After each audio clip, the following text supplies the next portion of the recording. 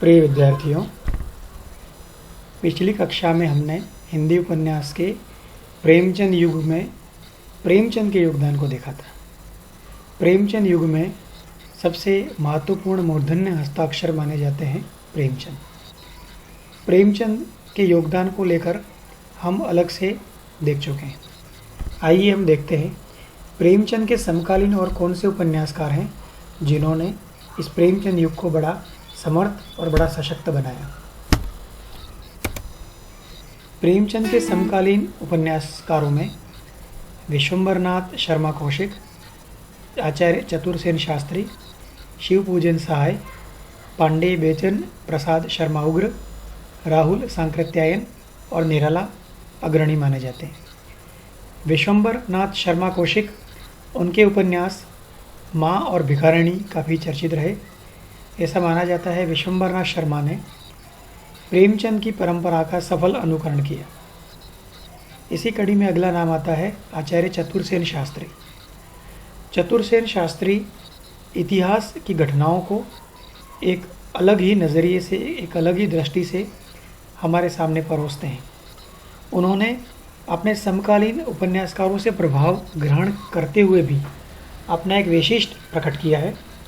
उनके ख्यात उपन्यासों में हृदय की परख, आत्मदाह, वैशाली की नगरवधू बड़े उल्लेखनीय हैं। इसी श्रृंखला में लीक से हटकर उस समय की जो परंपराएं चल रही है उससे हटकर रचनाकारों में शिवपूजन सहाय अपने उपन्यास देहात की दुनिया को लेकर काफ़ी चर्चित रहे। पांडे बेचन प्रसाद शर्मा उग्र एक अलग ही किस्म के, एक अलग ही शख्सियत और अलग ही वैशिष्ट्य को लेकर उपन्यासकार हमारे सामने उभर कर आते हैं। उनका उपन्यास चंद हसीनों के खतूत, इसे हिंदी का पहला पत्रात्मक उपन्यास अर्थात पत्र में लिखा हुआ उपन्यास माना जाता है। दिल्ली का दलाल, बुधवा की बेटी, ये इनके चर्चित उपन्यास हैं। उग्र जी अपनी सपाट बयानी को लेकर और नग्न यथार्थ को लेकर काफ़ी चर्चित रहे और आलोचकों की दृष्टि में काफ़ी वह निशाने पर भी रहे। उग्र जी का मानना रहा, चूँकि वे प्रकृतवाद उपन्यासकार हैं, अर्थात जो समाज में देखा जा रहा है, जो समाज में है, उसका हूबहू प्रकट करना ही एक रचनाकार का धर्म होता है। इसलिए इनके उपन्यासों में हम नग्न यथार्थ, हो सकता है किसी पाठक को पढ़ते समय इसमें अश्लीलता दिखे, बड़ी भदेसपन लिखे, बड़ा ही गाली गलौज वाले शब्द और वाक्यांश दिखे, लेकिन ऐसा माना जाता है कि चूँकि प्रकृतवाद से प्रेरित उपन्यासकार हैं, इसलिए उन्होंने बड़ी सपाट बयानी से जैसा है उसको वैसा कहना, बड़े नग्न यथार्थ को हमारे सामने पेश किया। इसी श्रृंखला में घुमक्कड़ शास्त्र या घुमक्कड़ी या यायावर साहित्य के बड़े रचनाकार राहुल सांकृत्यायन सामने आते हैं। वैसे राहुल सांकृत्यायन को महापंडित भी माना जाता है, जिनका यात्रा साहित्य में बड़ा अमूल्य योगदान है। उनके उपन्यास हमारे सामने आते हैं शैतान की आँख, विस्मृति के गर्भ में। छायावाद के प्रमुख हस्ताक्षर निराला जी भी अपने उपन्यासों अप्सरा, अलका और प्रभावती उपन्यासों के साथ इस युग में बड़े ख्यात रहे। इस काल के अन्य उपन्यासकारों में छायावाद के प्रमुख प्रवर्तक माने जाने वाले जयशंकर प्रसाद का नाम भी अग्रणी है और उल्लेखनीय। यद्यपि जयशंकर प्रसाद को कविता के क्षेत्र में मूर्धन्य माना जाता है, लेकिन कथा साहित्य में भी जयशंकर प्रसाद ने अपने कवित्व की छाप छोड़ी है। यथार्थ का रंग भी उकेरा है। उनके उपन्यासों में कंकाल, तितली और इरावती प्रमुख माने गए हैं। इरावती उपन्यास इनका अपूर्ण माना जाता है। तितली 1934 में लिखा गया उपन्यास है। प्रेमचंद की परंपरा का अनुगमन करते हुए, एक आदर्श की स्थापना करते हुए ये उपन्यास हमारे सामने आता है, जिसमें ढलती हुई सामंती व्यवस्था, जमींदार प्रथा की दुर्बलताएं, ग्रामीण समाज की सरलता इस उपन्यास का विषय वस्तु बने हैं। यह उपन्यास भारतीय जीवन दृष्टि और भारतीय नारी जीवन दर्शन का भी कहीं न कहीं प्रकटीकरण करता है। कामायनी की श्रद्धा का जो स्वरूप है वह तितली में कहीं न कहीं हमें प्रकट दिखाई देता है। इनके उपन्यास कंकाल में इंद्रिय परिग्रह, इस पर विशेष बल दिया है और जयशंकर प्रसाद के नाटक चंद्रगुप्त की कार्नेलिया जो है, उसका चरित्र चित्रण, उसका व्यक्तित्व कहीं न कहीं कंकाल में हमें उभर कर सामने आता है। यह उपन्यास वैयक्तिकता का समर्थन करता हुआ और उसकी स्थापना करता हुआ जान पड़ता है। जैनेन्द्र प्रेमचंद समकालीन उपन्यासकारों में सबसे अग्रणी माने जाते हैं।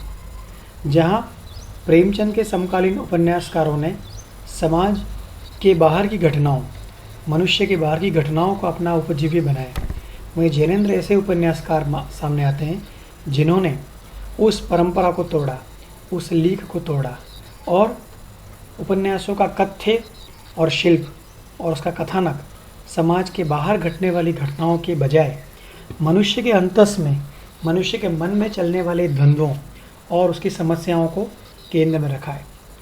ऐसा माना जाता है हिंदी उपन्यास का जो चला आ रहा क्रम कहीं न कहीं जैनेन्द्र तोड़ते हैं। इन्होंने उपन्यास का सौंदर्य शास्त्र ही बदल दिया और ऐसा मानने लगे उपन्यास स्वयं में अधिक स्वायत्त होना चाहिए। समाज और व्यक्ति बदलने का दावा जैनेन्द्र नहीं करते। इनके उपन्यासों की भाषिक संरचना बड़ी अनूठी है, जिसमें काव्यात्मकता भी है और प्रतीक विधान भी है। कहीं न कहीं जैनेन्द्र के उपन्यास मनुष्य के बाह्य स्थूल संघर्ष, जो बाहरी संघर्ष में जो दिखाई देते हैं, उसके स्थान पर उस चरित्र के, उस पात्र के मन में, उसकी आत्मा के अंदर या मन के अंदर जो नैतिक संघर्ष चल रहे हैं और जटिल मानसिकता जो मनुष्य की है, उसको उभार कर सामने में जैनेन्द्र का बड़ा महत्वपूर्ण योगदान है। उनके ख्यात उपन्यासों में त्यागपत्र, परख, सुनीता, सुखदा, कल्याणी और विवर्त बड़े उल्लेखनीय उपन्यास माने जाते हैं। इसी कोटि में एक और उपन्यासकार हमारे सामने आते हैं, वृंदावन लाल वर्मा। वृंदावन लाल वर्मा स्वच्छंदतावादी प्रवृत्ति का प्रतिनिधित्व करते जान पड़ते हैं। इन्होंने ऐतिहासिक कथानकों, ऐतिहासिक घटनाओं, ऐतिहासिक वृत्तों के माध्यम से आधुनिक समस्याओं का अन्वेषण किया है। ऐतिहासिक घटनाओं के माध्यम से वर्तमान की समस्याओं को खोजा है। वृंदावन लाल वर्मा के उपन्यासों में हमें बुंदेलखंड की मिट्टी और जातीयता के दर्शन होते हैं। कहीं न कहीं ऐसा लगता है कि वर्मा के उपन्यासों में बुंदेलखंड की मिट्टी और जातीयता एक पुनर्जीवन प्राप्त करती है। हिंदी के पहले ऐतिहासिक उपन्यास गढ़कुंडा को रचने वाले वृंदावन लाल वर्मा विराटा की पद्मिनी, झांसी की रानी, मृगनयनी आदि ख्यात उपन्यासों के लिए जाने जाते हैं। वृंदावन लाल वर्मा ने अपने उपन्यासों में सौंदर्य और प्रेम का रचनात्मक प्रयोग बड़ा किया है। यह अपने आप में दुर्लभ है। इनके उपन्यासों की विशेषता को देखें तो हम पाते हैं कि इनकी जो कथन शैली है, जो नरेटिंग स्टाइल है, जो कहने का ढंग है, वो अपने आप में अनूठा है और जो पढ़ने वाला पाठक है उस जो कोई टिप्पणी करे इसके लिए कोई अवकाश ही नहीं उनको मिलता। वर्मा जी कहीं न कहीं उस शैली में उपन्यास प्रकट करते हैं कि पाठक मंत्रमुग्ध होकर सिर्फ उसका आस्वादन करता रहता है। इस युग के अन्य उपन्यासकारों में भगवती चरण वर्मा, राधिका रमन प्रताप सिंह और सियाराम शरण गुप्त भी उल्लेखनीय माने जाते हैं। भगवती चरण वर्मा का उपन्यास चित्रलेखा एक बड़ा ख्यात उपन्यास रहा है, जिसमें पाप और पुण्य, प्रेय और श्रेय की संकल्पना प्रकट की है कि संसार में पाप कुछ नहीं होता, पुण्य कुछ नहीं होता। समय और परिस्थिति अनुसार ही कोई भी घटना और पात्र पाप की श्रेणी में आता है, वही अलग परिस्थिति और परिवेश में पुण्य की श्रेणी में आता है। इस अनूठे विषय को चित्रलेखा के माध्यम से प्रकट करने वाले भगवती चरण वर्मा के अन्य उपन्यास 3 वर्ष भी उल्लेखनीय माना जाता है। राधिका रमन प्रसाद सिंह का राम रहीम सामाजिक पहलू को प्रकट करने वाला उपन्यास है। सियाराम शरण गुप्त का गोद, अंतिम आकांक्षा और नारी कहीं न कहीं गांधीवाद के प्रभाव से प्रभावित उपन्यास हैं और इसमें कहीं न कहीं गांधी दर्शन हमें दिखाई देते हैं। इस समग्र प्रेमचंद कालीन उपन्यासों को देखें तो हम ये मानते हैं कि हिंदी उपन्यासों की स्थापना का यह काल है। यह काल ऐसा है जिसने हिंदी उपन्यास को पहली बार साहित्य का दर्जा दिया और आधुनिकता के रंग में रंगा। यह काल अपने मौलिक उपन्यास सृजन, कलात्मक संयम, मनोविश्लेषणवाद और गांधीवाद के प्रभावों के लिए आगे आने वाली पीढ़ियों के लिए नए राह तलाशता है, नया मार्ग प्रशस्त करता है। प्रेमचंद इस काल के सबसे मूर्धन्य हस्ताक्षर रहे, लेकिन इनके साथ साथ जो अन्य समकालीन उपन्यासकार रहे, उन्होंने भी अपनी एक अलग परंपरा और एक अलग विशिष्ट छवि और छाप छोड़ी है। समग्रतः हम देखें तो पाते हैं कि प्रेमचंद युगीन हिंदी उपन्यास अपने स्थापना काल में हिंदी उपन्यास को एक अलग विशिष्ट स्थान प्रदान करने वाला माना जाता है, जिसमें खास तौर से मनोविश्लेषणवाद और गांधीवाद के हमें दर्शन दिखाई देते हैं। धन्यवाद।